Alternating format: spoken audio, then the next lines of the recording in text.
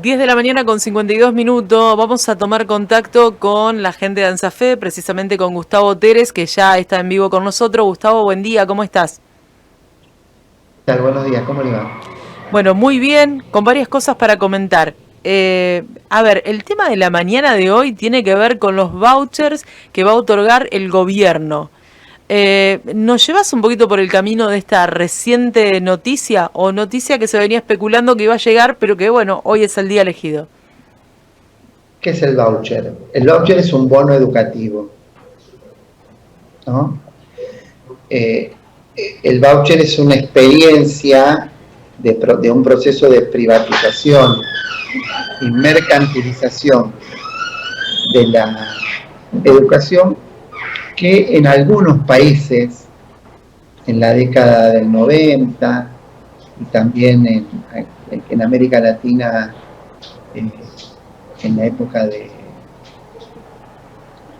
del pinochetismo y a la salida de él también se mantuvo, se aplicó, y que es el financiamiento del sistema educativo a través de bonos que se le otorgan a las familias, y las familias, en una lógica de oferta y demanda, una lógica mercantilizadora, van eligiendo la escuela, y de alguna manera se establece una dinámica fragmentaria y de desresponsabilización del Estado, de descentralización, de fragmentación del sistema educativo y también de segmentación, ya que familias más pudientes que pueden pagar bonos más altos van a estar a un lado, otras no van a pagar, dejando en un depósito a las escuelas públicas más en un depósito, en un lugar muy abandonado, a las escuelas públicas más carenciadas, ¿no?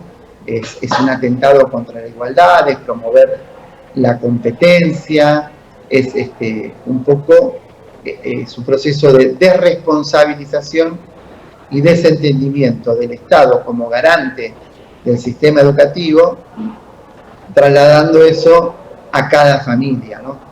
Me parece que es un tema muy peligroso, es ir al fondo. Por eso, cuando el gobierno quitó el FONIC, yo intuí que eso no era la medida más grave. Ajá.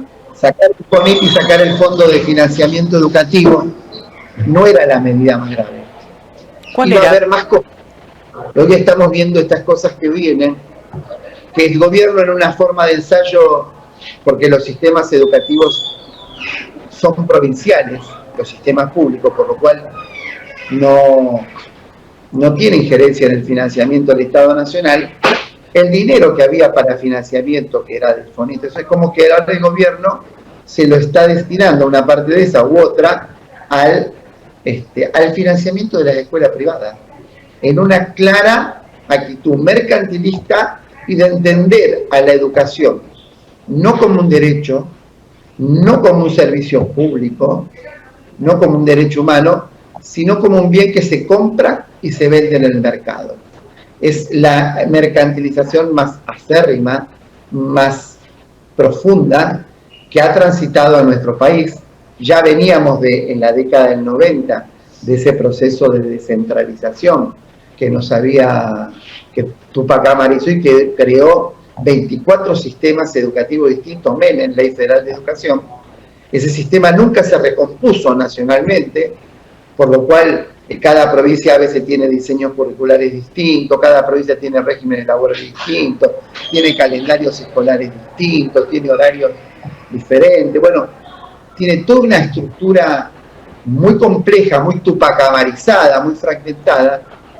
El FONIT lo único que había logrado era unificar ciertos ingresos de los docentes, como así también había un fondo destinado a que las provincias más postergadas tenían un fondo de compensación salarial para que todas pudieran llegar a un salario mínimo, y de ahí ese era el piso para las mejoras salariales. Y había también una suma importante, porque hay provincias que no podían, que se destinaba a infraestructura, o sea, a la construcción de aulas, a la construcción de jardines de infantes, a la construcción de escuelas. Ya en el periodo de Macri fue muy poco, en el de Alberto también, pero que era muy necesario. Acá sería ya prácticamente un Ministerio de Educación que solo proveería de recursos a las familias, fundamentalmente de clase media y clase media alta, para que puedan, con ese dinero más el que podrían poner ellos, financiar a escuelas privadas. También en algunas localidades y en algunos lugares puede ser un primer paso para el vaciamiento de la educación pública. La verdad que es terrible, Gustavo, porque yo te escucho con atención y me preocupa. Este gobierno está ignorando la educación pública. En realidad, este gobierno ignora cierto sector social, pero la educación pública es seguramente con la que la mayoría de personas hoy reconocidas se educaron, y hoy tenemos figuras políticas, artísticas y demás que han ido a escuelas públicas. Esa es la realidad. Entonces, a este ritmo donde sacaron el FONID, que es algo importantísimo para los colegios, una de las cosas más esperadas todos los años, y llevándolo por este camino de ayudar a los privados, me parece que estamos equivocadísimos y esto va a terminar de una manera que aún no logramos imaginarnos. O no tomamos dimensión. Totalmente. Mirá, el sistema argentino, a lo largo de la historia, y desde su nacimiento y durante muchos años, algo que el presidente no ha sabido reconocer, a pesar de que reivindica a Roca, no recuerda que en esa etapa histórica se sancionó la ley 1420, una ley igual que hizo que esas dos leyes, la de Uruguay, los sistemas educativos nuestros, transformaran a los sistemas educativos más avanzados de América Latina. Y así avanzamos durante muchos años. Hoy tenemos una crisis, hay una crisis muy grande de la educación pública, de la educación en general. El gobierno avanza en la profundización de esa crisis.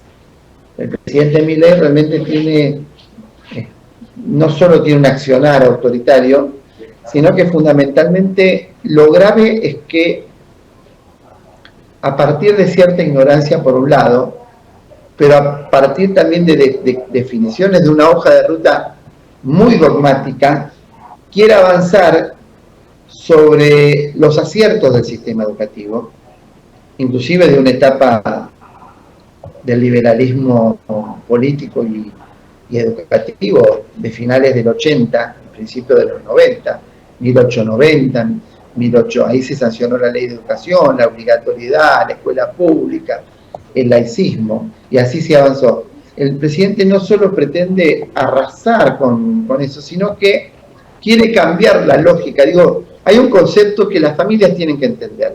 Y no estamos diciendo que el sistema educativo hay que dejarlo como está. Pero pensar que la educación es un bien que se compra en el mercado, que se compra y se vende, y que tiene que estar regido por la ley de la oferta y la demanda, es condenar a muchísimas de nuestros estudiantes, de nuestros alumnos y de familia a situaciones de analfabetismo, a situaciones de precariedad educativa. Y es pensar que solo van a tener educación de calidad los sectores de mayor poder adquisitivo. Digo, yo creo que hay dos cosas que son innegociables en cuanto al concepto de la público. La salud no puede ser solo privada, tiene que haber un espacio público, y todos sabemos lo que ha significado como valor para los sectores más postergados, y eso no quiere decir que funcione bien. La educación pública ha hecho de Argentina el país más alfabetizado a lo largo de la historia, hoy en crisis también, pero que a lo largo de la historia, el país más alfabetizado y de mayores niveles de igualdad, y uno tampoco podría tener seguridad privada. Claro. Me parece que ahí tiene que estar el monopolio o la gobernanza, la responsabilidad del Estado, que es lo que este gobierno está ignorando. Yo creo que uno puede discutir mucho. Se nos ha cortado la llamada, Gustavo, pero vamos a tratar de volver a mantener el contacto, obviamente, para seguir hablando. Estamos hablando precisamente de voucher, que es la noticia que ha generado mucha polémica en el ambiente educativo, en el ambiente social, prioridad para los sectores privados y sacar el FONID para las escuelas públicas. Gustavo, ¿me escuchás ahora? Yo lo escucho. ¿Vos me escuchás? Ahora perfecto. Ahora sí. No, muy clarito lo que vos decís. Me parece que no quiero ser catastrofista, pero para que pensemos en general. Me parece que veníamos de una crisis tremenda porque no podemos entender la llegada de este gobierno si no evaluamos y miramos hacia atrás el fracaso de los gobiernos anteriores. 40 años de democracia donde los derechos y el nivel de vida de nuestra población no dejó de deteriorarse. Si en el año 82, a la salida de la dictadura nos dejó el 20% de pobreza, en el año 2023, antes de asumir Milei, teníamos el 40% de pobreza. Hablamos de un país que no detuvo nunca, aún ni en los mejores momentos, este proceso de retroceso y de decrecimiento que se está profundizando con el gobierno de Javier Milei. Y ¿sabes qué? Con estas medidas educativas, con una serie de medidas en el plano de la economía, de las leyes laborales y demás, y fíjate vos que en un momento fue tan grande la ofensiva del gobierno con los gobernadores, liga de gobernadores que casi empezó a pensar la posibilidad de un estado, de varios estados dentro de otro estado, ¿no? Casi con una actitud secesionista de las provincias del sur. ¿Te acordás? Sí, Todos sí. lo deben recordar, ¿no? Las 5 o 6 gobernadores de Santa Cruz, Chubut. Bueno, yo creo que si se profundiza en cada una de estas políticas, podemos avanzar a un proceso de disolución. Y no sabemos qué significa. Yo no te voy a explicar qué significa eso porque puedo entender el concepto, pero sé que nos pueden esperar consecuencias muy nefastas desde el punto de vista de los derechos, Exacto, de la calidad de los derechos de la gente, de los valores democráticos, de lo que significa ser una nación. No nos olvidemos que en el origen de nuestra nación, constituirnos como Estado-nación fue un proceso muy traumático. Si vemos la historia, unitarios, federales, la Liga de los Pueblos Libres, y el lugar de los porteños, y el lugar de la provincia de Buenos Aires, Rosas, Urquiza, hay una historia controvertida permanentemente de un país que le costó mucho convertirse en un Estado-nación, en que nos convirtamos en un pueblo, en una identidad unificada. claro. ¿No? Bueno, me parece que podemos correr el riesgo de avanzar en un proceso de disolución si el gobierno sigue avanzando salvajemente con este tipo de medidas educativas, Totalmente. de seguridad. Es para analizar. Yo te digo, los vouchers educativos son experiencias fracasadas, son experiencias que han deteriorado el nivel de los niveles educativos en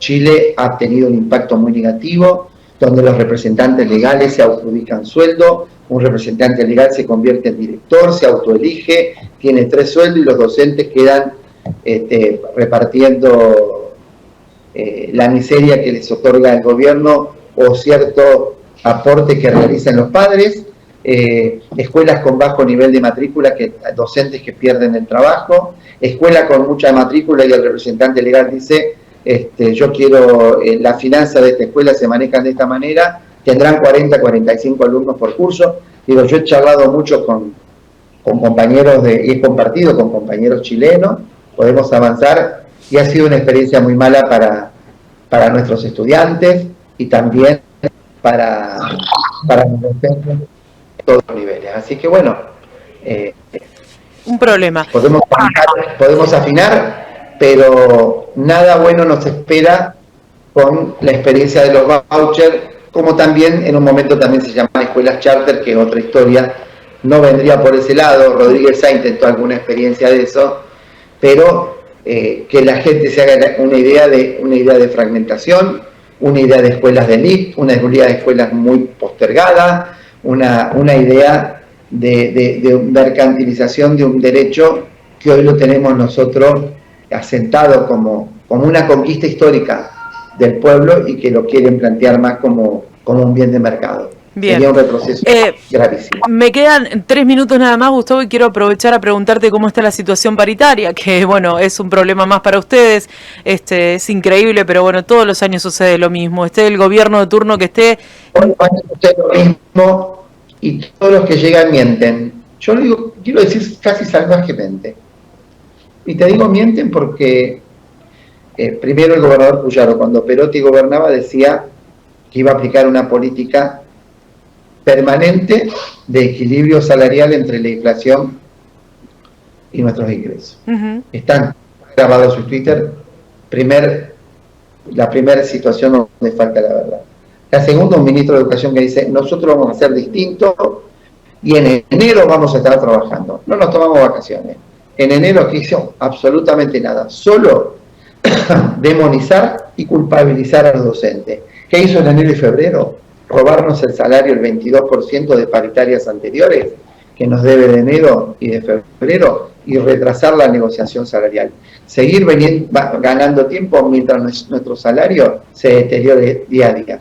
No menos de un 20 o un 30% hemos perdido de poder adquisitivo desde el inicio de este gobierno hasta el día de hoy. Por lo cual hay una negociación salarial, te diría, amañada, hay una negociación salarial que repite las lógicas de gobiernos anteriores, que cuestionaban ello, y hay una negociación salarial que está llevando a los docentes a situaciones de pobreza muy grande. Y hay un ataque del gobierno hacia los docentes en momentos donde en las grandes ciudades los docentes necesitan ser acompañados por el gobierno, nos encontramos en situaciones de riesgo, la violencia y demás, que no queremos ser distintos ni ser tratados distinto a ningún otro sector de la población, pero nosotros hemos visto que llegan las amenazas, las denuncias a las escuelas, hay amenazas también a otros lugares de trabajo, como pasó con los colectivos, claro, con el sindicato, etcétera, etcétera. Hay una situación de mucha zozobra, de mucha angustia, de mucho miedo, y entonces lo que nosotros le reclamamos al gobierno son políticas de cuidado. El gobierno, en vez de tener política de cuidado, piensa que los docentes somos personas que especulamos, tiene una visión realmente muy distorsionada de lo que realmente es el colectivo docente, y creo que no está ayudando en esta situación tan difícil por la cual estamos atravesando, por lo menos en las grandes ciudades. Terrible. Bueno, y salgo de eso, a ver si me traes una noticia linda, más allá de todo lo que hablamos, porque va a haber un encuentro muy importante, el Congreso de la CGT, me contaba fuera de aire, de la CTA, que bueno, es muy interesante porque viene gente del exterior y se van a estar reuniendo precisamente para un encuentro educativo interesante. Sí, el día de mañana y el sábado se hace el Congreso Nacional de la Central de Trabajadores Autónomas Central Argentina, autónoma en la ciudad de Buenos Aires, y en el día de mañana llegan delegaciones de centrales sindicales de todo el mundo, de Francia, de España, de Asia, de África y también de América Latina, donde se exponen y se comparten las situaciones de crisis, de zozobra, las luchas o los logros del movimiento obrero y las resistencias necesarias. Y es una confluencia de muchos centrales obreras que en este caso van a traer la solidaridad ante la situación angustiante que viven millones de trabajadores en este país. No te olvides que en este país, y vuelvo a insistir, no de ahora, antes, tenemos el 40% de pobreza y en este país también se intenta avanzar, por ejemplo, con el despido de 50.000 trabajadoras y trabajadores del Estado sin ningún justificativo. Nosotros no queremos cubrir a nadie que esté ocupando un puesto sin trabajar. Pero están hablando de trabajadores del CONICET, están hablando de trabajadoras y trabajadores del PAMI, están hablando de trabajadoras y trabajadores de fábrica militar, o sea, todos sectores del INTA, sectores claves para el proceso productivo, claro, sectores claves para la salud. Bueno, vos dijiste una alegría, es una alegría porque compartimos y también porque celebramos la lucha. Sin duda. ¿No? Pero la lucha es un momento donde desde Jujuy hasta Santa Cruz, Misiones, Mendoza, va a haber delegaciones de todo el país que vamos a confraternizar y compartir ese encuentro. Gustavo, como siempre es un placer escucharte y me alegro de que esta nota haya sido para eso, ¿no? Para entender tus palabras y para poder llegar a la sociedad con la realidad de lo que están padeciendo. Muchísimas gracias y estaremos en contacto. Gracias y hasta la próxima, Marita. Saludos a tus oyentes. Gracias.